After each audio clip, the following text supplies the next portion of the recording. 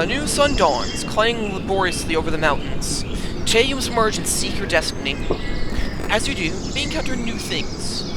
You have not yet used your body to hunt and fight, nor have you ventured far from this makeshift den. Do you wish to learn of these things in depth, or do you wish to dive headlong into your destiny without such lessons?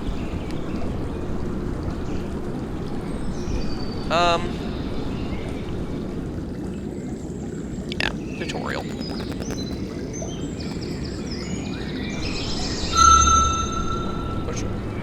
The water which fell from the sky prevented you from fulfilling your mission of destruction, and your core cries out for flesh.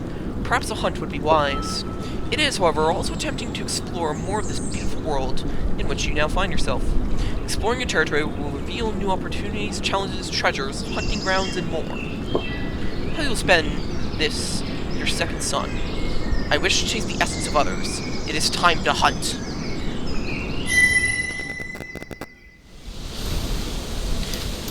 The wood just beside your den seemed replete with the essence of lesser good beasts. It did not take long to find one. Apologies if you can hear that. I'm not sure if you can. There's, some jerk mowing the lawn outside. Apologies again. Ah, yes. This is one of the small freight beasts whose scent calls to you. The kin call it a tree tail, in honor of its close relationship with the trees and its luxurious, expressive tail. It is small, but it will do. Understanding the music of your partner in the dance is vital. Begin by examining the tree tail more closely. Understanding the music... Any good beast such as you can easily sense how much fire there is in the essence of another. Fire influences physical might and how dangerous an opponent will be in the dance of destruction, which some call combat. If they are strong in this element, beware. You may catch them, only to find they are quite capable of destroying you instead. As you can see, this is not a great concern when it comes to tree tails, as the gem is empty and not even a small part of the sigil of fire is shown. This is your opponent's water affinity. The more complex the water sigil, the keener the prey's senses, and the more difficult they will be to approach without discovery. The Earth Sphere represents health and resilience. Any being strong in this element will not easily surrender its essence. A great effort will surely be required to bring something great in Earth to destruction. Beings with high Earth also possess a strong will, and so even indirect attempts to harm one will fail unless the attacking element is even higher. Once again, tree tails, compared to other larger prey, are not very difficult to bring down at all, provided you can get your claws on them. This is your opponent's air affinity. Note that it seems to have little mastery in it, indicating it is slightly quick. Compare this with your own air ability to see how difficult it would be to chase. Prey with high air affinity may be all but impossible to chase down, and must be defeated by other means. Although you can sense roughly how attuned to each element a being may be and where their strengths lie, only by testing your abilities directly against them can you be sure of their skills. Be aware that many beings possess special abilities which allow them to survive on Earth. Tree tails, for example, have the ability to climb, so attempts to pursue them from far away will automatically fail. They will be able to reach a tree and scurry to safety. Only attempt to chase them after approaching as near as you can. A good way to begin a hunt is by stalking your prey, silently attempting to draw as close as you can without being noticed. The water element, which governs the senses, is your greatest asset here. The more powerful your connection to that element, the more silently you can move. Size also plays a role in stalking. If you are larger than your prey, you will be at a disadvantage, and if smaller, at an advantage. Your prey has surely developed a keen sense of its own in order to avoid destruction by predators such as you. To successfully close the distance without alerting it, your water mastery must be greater than its tree tails. This one smells old and weak, ripe for consumption. It's time to put your skill to the test.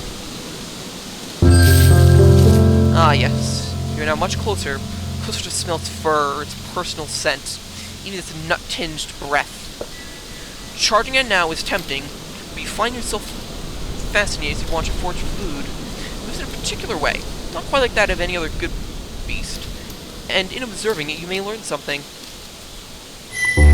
Yes, already you are learning. Nature is an excellent teacher. If you hunt and observe each prey enough, You may gain a glimpse of their deeper truth, and in finding it, incorporate it into your own way, and become stronger. But you have sensed enough.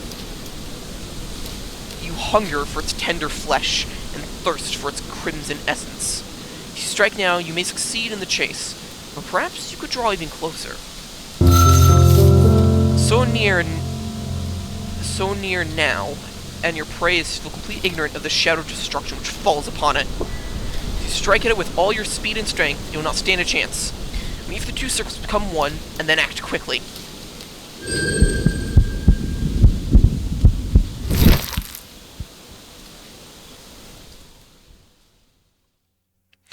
The hapless Treetail barely even has time to realize that you are there before you crunch its small bones in your jaws, tasting its perfect essence as you crush it several times and finally swallow it. Its flesh and spirit will now become part of your own, granting you precious energy. You feel pride in your own skill and gratitude to the Treetail in equal measure. This is right. This is the way of all things.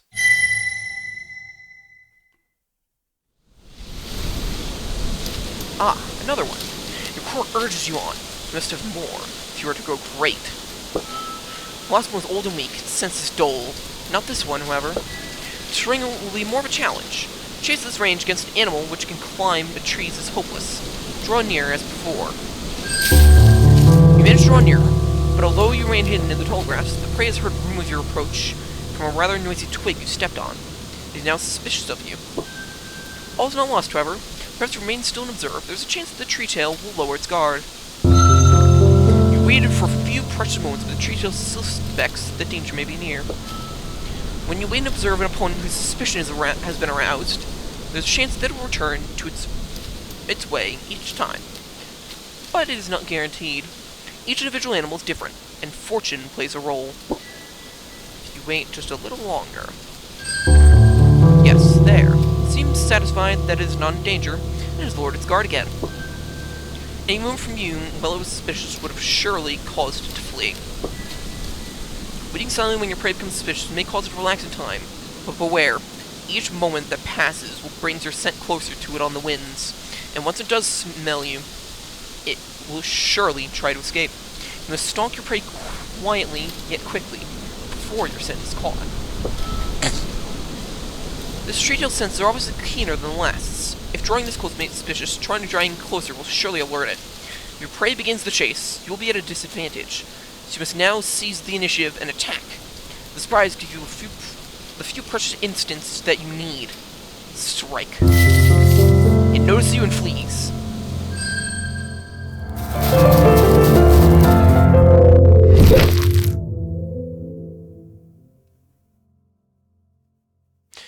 As you feel the luscious body of yet another Treetail move slowly down your craw, the joy of pure, wholesome destruction again sinks in. This is the dance of destruction, the fight for survival which all beings dance with each other. And it is good. It is as it should and must be.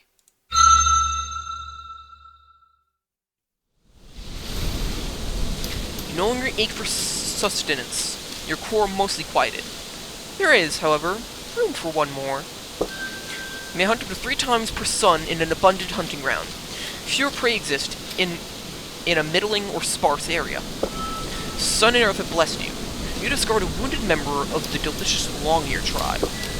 Normally, you would have to stalk and pursue it, which is no mean feat, as long as it has swift feet and keen senses. However, this one is sporting a broken leg. It senses you, but it cannot flee. Let combat, the true dance of destruction, begin. Ah, the true dance of destruction. Though your foe is not the most powerful of beasts, you cannot help but shiver a little. Both of you are wagering life, those precious treasures, against the skill of the other. Like most aspects of life, fighting is ruled by the elements. Begin by examining both your own current mastery and those of your opponent. The element of fire is one of the two elements which rule our combat. As the element of strength and power, all physical damage done is based on mastery of fire. This particular long-ear is much weaker than most of its kind due to its broken limb. Do not expect long-ears to be this feeble in the future. The other element, which which is crucial in the dance of destruction, is Earth. As the element of fortitude and endurance, Earth dictates how much damage a creature can endure. All actions taken in combat are associated with a particular element.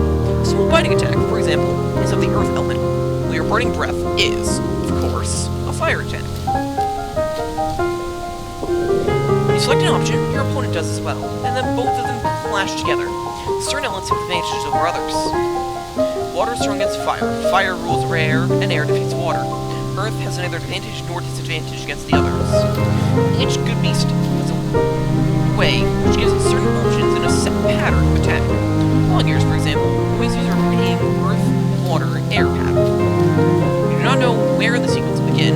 Once you're familiar with an animal's attack pattern, you should quickly be able to tell its next move and turn the fight to your advantage. This becomes a simple fight. Being of the neutral earth element, and this is a relatively safe choice.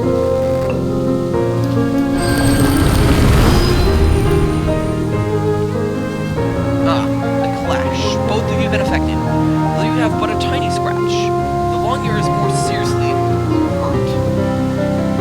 Your opponent is battered and worse for wear. Your attacks are having an effect. As creatures, including you, are wounded, their air, water, and fire attributes will decrease, though Earth always stands unchanged. Since using an air attack, and Longyears always use Earth, water, air pattern, we know that its next move will be an Earth technique. Nothing is strong or weak against Earth, so any attack will do. Now, let us use Swift Strike, an air attack which affects your opponent before you are affected by its attack.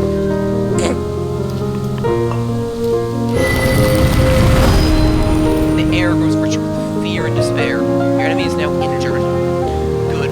Additional effects like Swift Strike's preemptive damage can always occur if you win the element of clash. On a tie, they take effect if the element in question is higher than the opponent's Earth, and they never occur on a lost clash. The opponent's next attack will use the element of water. Because air is strong against water, let us use Swift Strike again.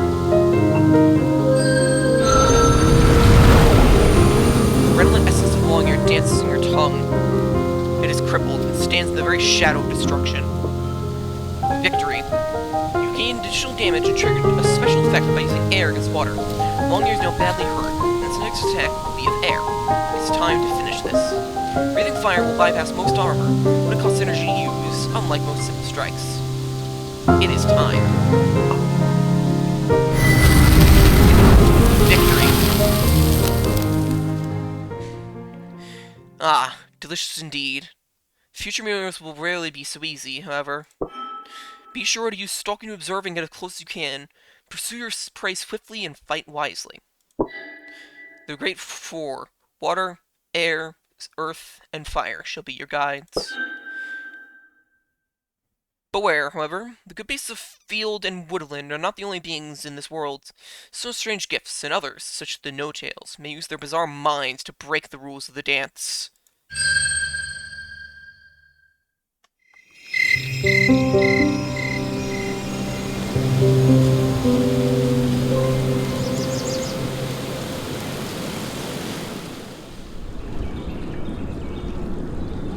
The rising of the new sun, a new path of discovery awaits. How you'll spend the light. You should explore my world in greater detail. This is the area you have already explored.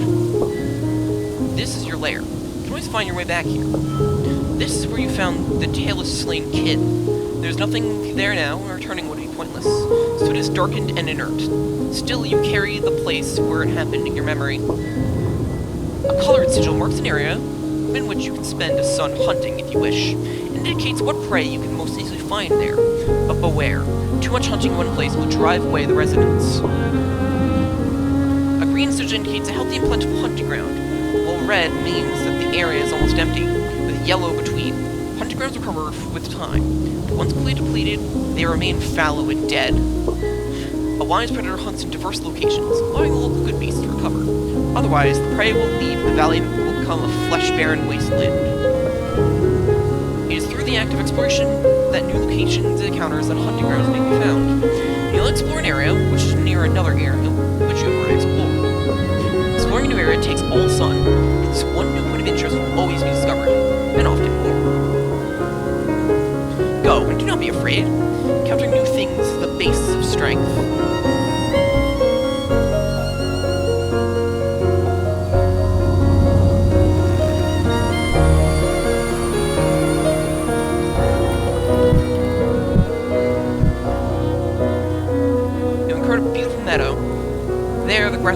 high, sheltering all manner of good beast. White sigils mark places where you found an interesting scent. These unique locations may harbor treasures, special encounters, or unknown dangers.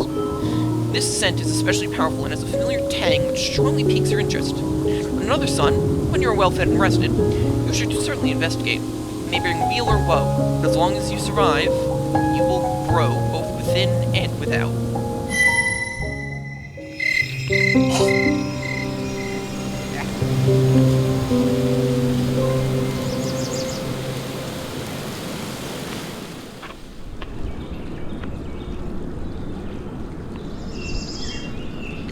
As the new sun rises, you might well feel pleased with your accomplishments. You've explored your surroundings and successfully fulfilled your purpose of destruction.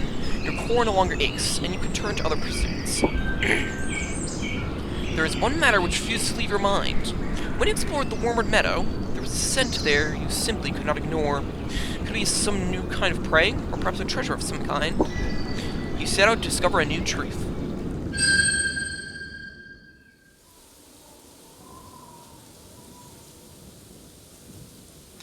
The electrician of the Wormwood Meadow and strange scent takes you into a vast region of rising hills, lightly furrowed with brown heather and scaled with grey boulders.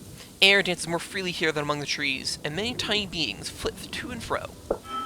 You've been exploring for less than half a sun when the chirping songs of the beings hidden in the grass suddenly stop, and a massive shadow falls over you. Something huge and winged circles above. An adult kin. Suddenly it all comes clear. The scent you found was the border mark of an elder of your people, and you have thoughtlessly invaded its territory. Before you can meaningfully react, it is before you, landing surprisingly gracefully and quietly across your path. It is vast and beautiful, like a great nation unto itself, but blue with accents like the storm-grey rocks of the hills. Its scales bear the 100,000 marks of the lovely brutality of kin life, and yet its essence shines healthy and bright from its melted gold eyes. The midnight slit of its pupil, eyeing you surprisingly calmly. One of its teeth, you notice, is jet black. In your mind, you label this kin Darktooth. When it sings to you, you are shocked by the lucidity of color in its thought images, as well as the clear, sharp lines with which it divides its ideas. It is by far the loveliest song you've ever heard, more beautiful by far than the voice you heard while still in the chamber. O interloper, small and barely begun, sing to this elder kin of your future. Shall you perish here for your crime of violating the territory of a greater being, or will you live beyond the fall of the sun? Sing a song of repentance. Whether you live or die is not yours to choose now, but the choice of the greater being whom you have angered by your unknowing intrusion. Turning your song and watching your low-headed dance of submission, Darktooth's tail settles into a less threatening position. Humility is the beginning of wisdom. You may, perhaps, taste the morning sun's rays again. As you lie there, flattened in submission, images begin to enter your mind. A sequential song of images and concepts. It dawns on you that you are being instructed. Darktooth is teaching you many things. The Song of Annunciation, in which you declare your presence in another kin's territory and request audience. The Song of Welcome, the Song of Challenge, and many other songs which unfold from the first. Dances which communicate more complex emotions and intentions than the ones you already know. Dance of respect, of warning, of curiosity, of uncertainty. Now, Barely Begun, what is my intention? Do I intend to destroy you and consume your young, tender flesh? Speak of my hidden mind.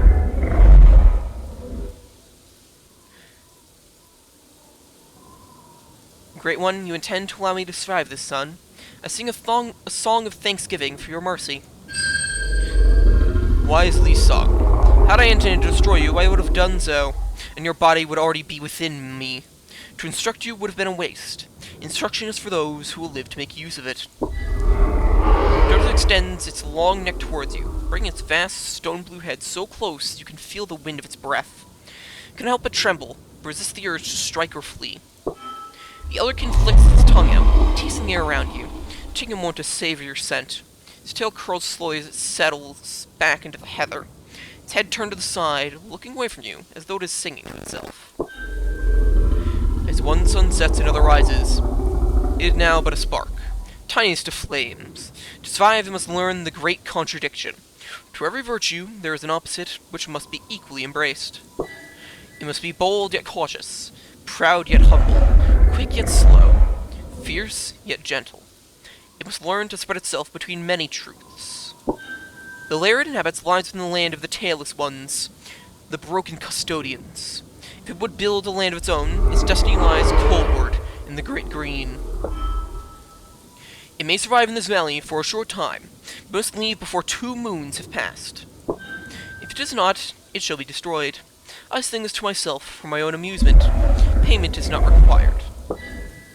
The elder's tail thumps once in the ground, gently for its size, but you still feel the tremor. Remain silent. Darktooth watches you placidly for a time. It seems comfortable with the silence. The wind blows, ruffling the feathers of your tiny crested, Darktooth's own mighty crown and chest. It moves not and sings not. The thought image is drifting in your mind, slowly yet vividly. Is it moved by fear or respect? Respect. Acknowledging your fear, you step past it, and images of yourself being rent apart like a blade of grass begin to fall away until you find a place of calm. Beneath it all, you realize Darktooth is the same being you are, a true kin, child of above and below. Reading the many scars and imperfections in its flesh, it considers a story great beyond singing. Many hard-won triumphs, many trials, and many brushes of destruction, and admiration begins to replace terror. You sing a gentle song into Darktooth's mind, showing it how it looks to you, powerful and beautiful, but also vulnerable. Darktooth inclines its head to you as you sing, its single and jet-black tooth glinting in the light of the late sun. Newly hatched, and yet already showing the beginnings of wisdom, the emerald flame seed sprouts what may grow into a mighty tree. Darktooth rises slowly onto its vast haunches and spreads its hill-covering wings. On a new sun, once again we shall stand on this plain, the newly begun and the elder, and you shall grow stronger.